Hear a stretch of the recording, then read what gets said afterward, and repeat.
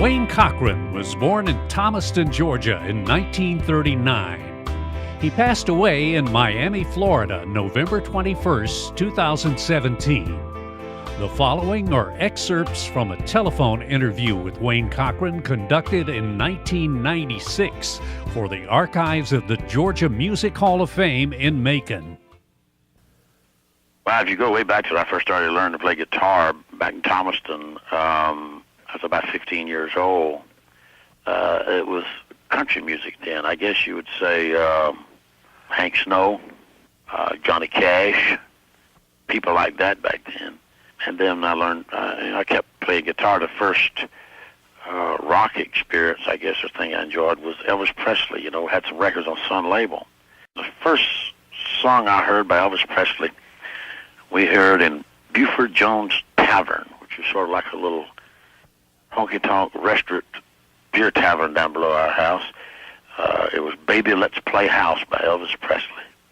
And I thought that was the greatest sound I'd ever heard, a lot of echo and reverb and everything, and the guitar sound especially, And Elvis, I remember the opening line was, "Oh, baby, baby, baby, baby." Man, I played, it cost a dime to play it. I played that thing till I almost wore the record out. When I was, I guess, in my early 20s, I moved to Macon, Georgia, because I got to where I played down that way a lot, and had a lot of gigs down there. There's a recording studio had been built there that I worked in. So I went, believe it or not, back and forth from Thomaston, Georgia to Macon every day. Finally moved down there and met Otis Redding, and he and I were real good friends. That's before either one of us ever made it. And Otis put out some records then on small labels, and Shout Bama Lama was one. I played bass guitar on Shout Bama Lama. And the other side was Fat Gal, a song Little Richard had written and given to him. I played bass on that. In fact, I published a song called These Arms of Mine by Otis Redding at Cochran Music. And then I was broke one time, and Phil Walden, was Otis's manager then, and I needed a reverb system for the PA. And I remember I sold him, the publishing company, I think it was for $69, and bought a Premier reverb box. I put a group together. We drew pretty big there in Macon, Georgia for a few years, and I wanted to go on the road. So when I wanted to go on the road, the band I was with didn't want to go on the road. They didn't really want to do that. They were a bunch of local guys. And there was another band in town that was pretty hot called Bobby Cash and the Night Flyers. And I hired them to go on the road with me. We were on the road together. Both of us was recording for this recording company there in Macon. And we were on the road together. And that was my first road trip. I guess I was early 20s. And my biggest influence after I went on the road was James Brown. And I had gotten to meet James, and we became better friends in the future from that. We kept meeting each other, running on each other, and he always treated me with great respect. I really always appreciated that. He always treated me very, very well. When I'd be on the road, he'd be on the road, and I'd get to go see him, in the daytime at the hotel or at a gig or something. He always treated me special. I really always appreciated that. But he was like my hero then. So I had all these different influences, There was a little Johnny Cash here, a little Elvis Presley, a little Otis Redding, a little James Brown, When I was real young in Thomaston, Georgia, at the Ritz Theater, I remember it cost $0.25 to go to the movie. I went to see a movie called The Glenn Miller Story. And it showed a big band on the road traveling, like road life in the bus, and getting stuck. And it just stayed in my mind. So when I met Otis and James, and they both used horns, man, it sort of reminded me of Glenn Miller, So I wanted a band that could play big band swing or jazz, but I also wanted to do R&B. And that basically is what the CC Riders became. The CC Riders would do 30, 45 minutes like a jazz concert, big band concert before I ever came on. And then I would come on and do the show. But I was a front man. I was an entertainer like Otis or like James or like Little Richard. And I guess I had a little Elvis in me and a little Johnny Cash and a little James Brown and a little Otis Redding. And I remember when I first began to make it big with that sound, everybody always talks about I was the white James Brown.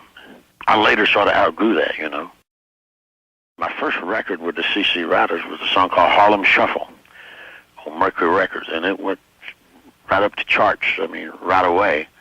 And the term blue-eyed soul was created for that record. there was a guy in Nashville on WLAC radio, and I always wanted to meet John R., man. I couldn't wait to meet John R. So when Harlem Shuffle come out, Mercury Records flew me up there. Now, I had met him earlier than that when I had some records out of a record company in Georgia, but they always sort of like rock and roll, you know. Well, John R. had always been nice to me. I was just this little boy from down in Georgia that was in awe of the business, so he always would play my records, you know, even on his blues show, you know. But this time he got this record, and we were going to listen that night to see what he said about it. This was the first big national or big station viewing. And the first time he played it, all of a sudden, because this wasn't, and it, you know, it didn't sound so typically white. It sort of sounded like an R&B or a black artist, and he didn't want to say that, you know. He didn't know how to say that without coming out saying that. So he'd say, here's a friend of mine with a new record, da-da-da-da, called Harlem Shuffle, and he'd play it. And then he says, well, here's a friend I met a few years ago, da-da-da-da, Harlem Shuffle. The third time he played it, he said, here is a blue-eyed brother. He got through playing it, then he says, well, that's blue-eyed soul, isn't it? So he's trying to tell him this is a white guy. So the next day, Mercury Records bought a full-page ad in Billboard magazine. It's all battered up, but I still got a copy of that, and it said, the king of blue-eyed soul has arrived. And that's more or less where that phrase come from. He was trying to explain to his audience, this is a white boy. And I never thought that as a white artist, I would ever get to play the Apollo Theater. The Apollo Theater to me was like Carnegie Hall. I couldn't believe, I mean, you know, because James Brown was like my idol at the time, and Otis Redding was like my best friend at the time. And I'll never forget the first night I walked on stage at the Apollo Theater. I mean, I walked out all in costume and everything, and I literally had to stop the band because I couldn't see anything. I was choked up and crying. So I stopped the band. I tried to explain to these people, and you can't see anybody out there. It's just, you know, just pitch black with the spotlight shining on you. I said, listen, I'm not trying to make a fool out of myself. I said, but I never thought I'd get here. I says, I can't believe that on these very boards on the floor here, James Brown actually sweat when he did his Live at the Apollo album. And my best friend Otis Redding stood here. And I says, and now I got to be here. It's just too much, you know what I'm saying? And they were still very quiet. But by the end of the show, they had really broke loose, and they just, for the whole week, they just treated us wonderful. I mean, really, really wonderful. Believe it or not, without a major hit record, Las Vegas, Nevada called me and wanted to book me because Tom Jones had come into town and hung out with me a couple of weeks down here. And he had just got big, and he was booked in Las Vegas, and he told him, he said, there's a guy you've got to get out here. You've got to get him out here. He just belongs to Las Vegas. And they called me, and we went out and booked ourselves as a headliner in the big lounges out there, and we, for our money, at our terms. And we opened in Las Vegas to a waiting line all the way through the casino and out in the parking lot. I mean, it just wasn't supposed to happen, you know. And it was because we worked hard and we had a good show, and we drew. People come to see us because they enjoyed the show. We'd go into stay at town for 2 weeks, and there'd be a waiting line every night. You couldn't get in between shows. I wrote that song back in my grandmama's house in Thomaston, Georgia. House cost $15 a month. Old wood frame house with an outside bathroom and an outside well. And I wrote that thing in about 2 or 3 weeks, sitting on her couch in the living room when I was about 17 years old. You know, I recorded that thing when I was about 18 years old on a little Georgia label in Vidalia, Georgia, called Gala Records. We rode around all over Georgia with it in the back of the car, going to radio stations, getting them to play it, and then we get the music shop there in the town to buy 5 or 6 copies, you know. And it got to be #1 in Georgia at one time. And then we recorded it for another label around Georgia, and it didn't get big nationally. And finally, when I had the big band and I was doing the thing, I got a contract with King Records. I went to Muscle Shoals, Alabama, and I recorded Last Kiss with horns and with background voices. But it was the same song, same basic arrangement as I'd done earlier. And I got them to release it, and they released it. And, I mean, it didn't do anything. At that time, there was a young man in Odessa, Texas, doing an album. And it just so happened that the only place in America that Last Kiss did anything was in Odessa, Texas. It was playing like crazy on radio there.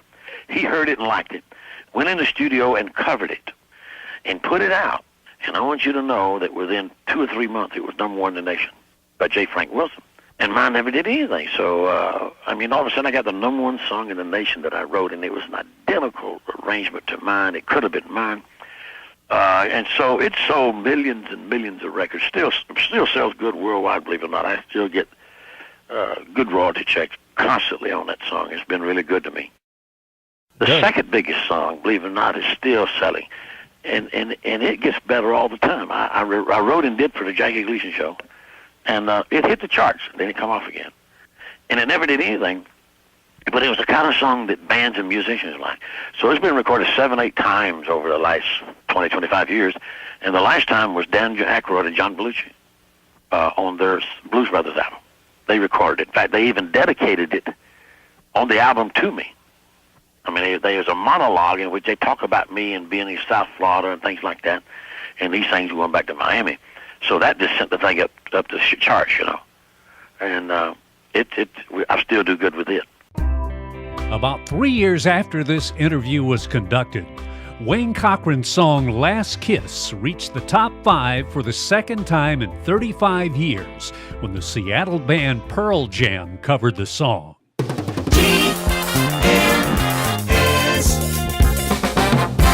Productions.